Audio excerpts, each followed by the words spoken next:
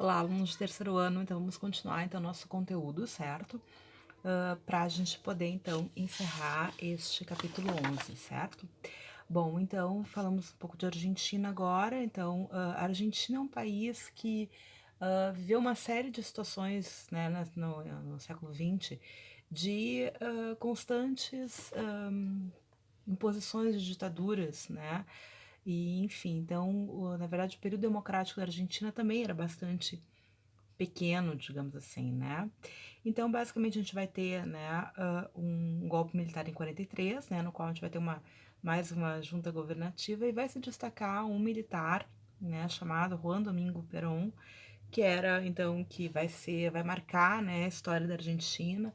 Ele vai ser considerado, né, o presidente populista, digamos assim, da Argentina. Nesse primeiro momento, ele vai ser ministro do Trabalho dessa junta governativa que deu o golpe em 43, e ele vai adotar uma série de medidas assim, mais ou menos na linha do Vargas, né, que vai atender as demandas, né, da classe trabalhadora de modo geral, certo? O que faz com que ele tenha, digamos, um grande respaldo popular, né? Então, muitos empresários vão, obviamente, né, não gostar, não vão, enfim, ficarem sentindo, né, afetados, enfim, por essa situação que vai privilegiar a classe trabalhadora. Ele vai acabar sendo, o Perón vai acabar sendo demitido, né? Vai ser preso, inclusive, certo? Mas depois ele acaba havendo toda uma comoção popular e ele acaba então sendo solto. Então o Perón vai, a partir daí, sedimentando, né, a sua importância na história argentina. Ele acaba sendo então eleito presidente, certo? E depois vai ser reeleito em 52, tá? Então ele vai ter, nesse período, também se destaca a figura da esposa dele, da Evita Peron, que era uma. Enfim, ela era atriz, né? Mas ela ela era uma pessoa extremamente carismática, né? Em grande medida, até muitos consideram que ela vai ser a grande figura do governo Perón, né? Ela foi considerada a mãe dos descamisados, ou seja, dos pobres. Ela tinha uma atuação muito forte junto, então as pessoas mais carentes, né? Claro, sempre sim um caráter muito mais assistencialista do que, digamos assim, uma perspectiva de uma grande mudança de estrutura social, certo?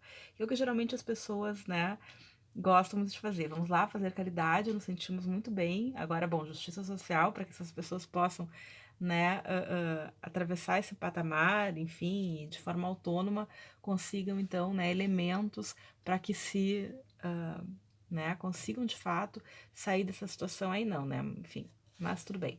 Então, basicamente, ele vai ser reeleito em 52, mas ele vai sofrer um outro golpe, né, em 55. E aí ele acaba tendo que se exilar, certo? Bom, e aí a gente vai ter uma série de golpes militares, como eu falei para vocês, grande instabilidade, mas também grande resistência da população. A gente vai ter uma série de grupos, né, guerrilheiros, digamos assim, principalmente vinculados a jovens, né, que vão oferecer resistência. Um deles é o grupo Montoneiros, que é um grupo se não me engano, este é um dos grupos que se colocava, inclusive, como peronista, enfim, né. Então, você tem que o Perón ele vai ter nossa, o Perón era comunista, muito longe disso, tá?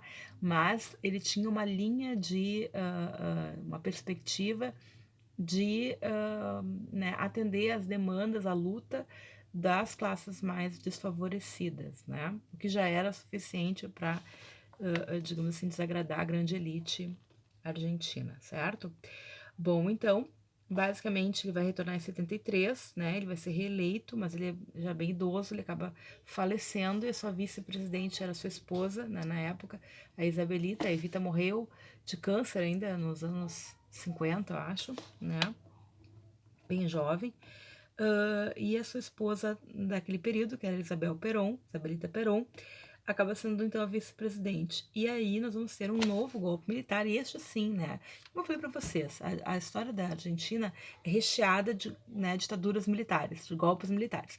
Mas quando a gente fala da ditadura civil militar argentina, a gente está falando dessa aqui, dessa última de 76, tá? Esta é a grande, né, ditadura que está vinculada a toda a perspectiva do Cone Sul, certo? Então, né, o Brasil caiu em 64, anteriormente já o Paraguai já era, né, uma ditadura e outros países ali, mas assim, as grandes ditaduras do Cone Sul, que são abordadas muitas vezes em questões de vestibular, são então a ditadura civil-militar brasileira, de 64, depois nós temos 73, golpe no Chile, golpe no Uruguai, e 76 da Argentina, que vai ser disparado a ditadura mais cruenta que a Argentina vivenciou, certo? Então, uma ditadura extremamente violenta, repressiva, né? Calcula-se que mais ou menos em torno de 30 mil, né, desaparecidos, mortos e desaparecidos no país, né? Então, ou seja, se configurou de uma forma na qual praticamente ninguém, né, tinha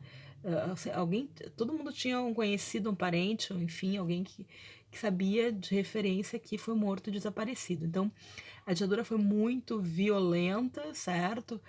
Matou muito. Então, a Argentina ela tem muito essa questão da. Como é que eu vou dizer? Tem muitos filmes sobre o assunto, então, se vocês quiserem. E filmes de muita qualidade.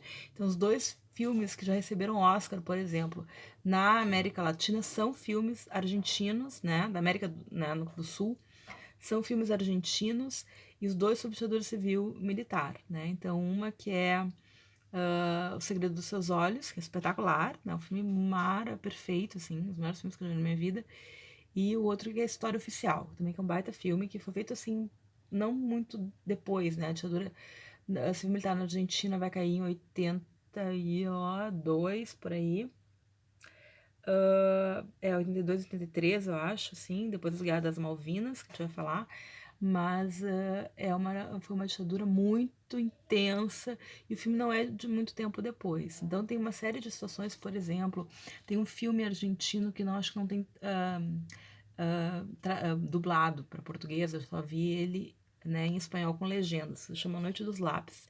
Então ele mostra, por exemplo, né, a brutalidade dessa ditadura que vai matar vários jovens secundaristas, né, ou seja, né, adolescentes de 15, 16 anos, chamada Noite dos Lápis, né, e é no qual as casas desses adolescentes vão ser invadidas, esses adolescentes vão ser, né, desaparecidos, só um consegue sobreviver, os outros todos vão ser, né, mortos, lembrando que, de um modo geral, né, as mulheres sofriam violências, né, físicas, né, como, enfim, né, as meninas, de modo geral, eram violadas, né, a tortura, né, enfim, comia solta, principalmente no espaço da chamada ESMA, né, que é a Escola Superior da Marinha, era um local privilegiado de tortura. A Argentina, enfim, né, também capturou muitas mulheres grávidas, né, as quais grande parte,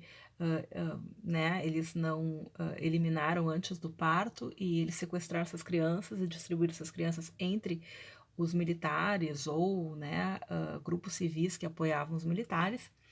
Então, era assim, realmente foi a tradução de uma violência bastante impressionante, bastante chocante, né, revoltante, enfim, no qual muitas pessoas, então, né, foram eliminadas, muitas mães começaram a cobrar, né, onde são meus filhos, enfim, né, e até hoje muitas não têm resposta.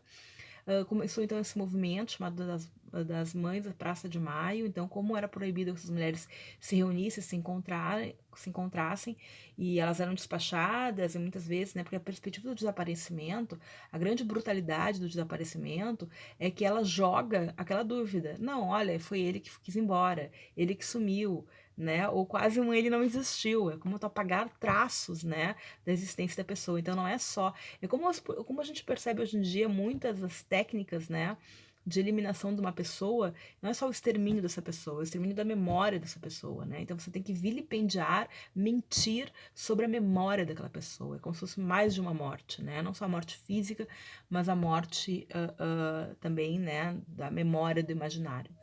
Então, isso era muito comum, essas mães que cobravam, enfim, né, e não podiam se reunir, elas passaram então, né, a marcar a presença com seus lenços brancos, então elas colocavam lenço branco na cabeça para poder se identificar uma a outra, e elas caminhavam, o que era proibido? Ficar parado conversando. Então elas caminhavam assim, girando, né, em determinada data do ano, e até hoje, né, pessoas vinculadas, né, às mães da Praça de Maio, que já receberam inclusive prêmios e tal, fazem esse ato simbólico de caminhar em torno da Praça de Maio, né, que fica na frente do Palácio da Presidência.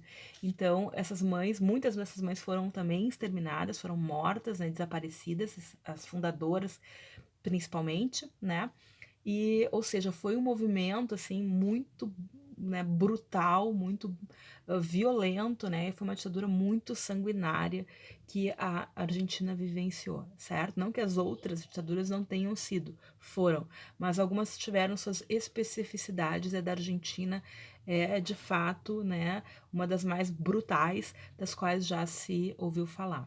Continuamos na próxima aula. Até lá.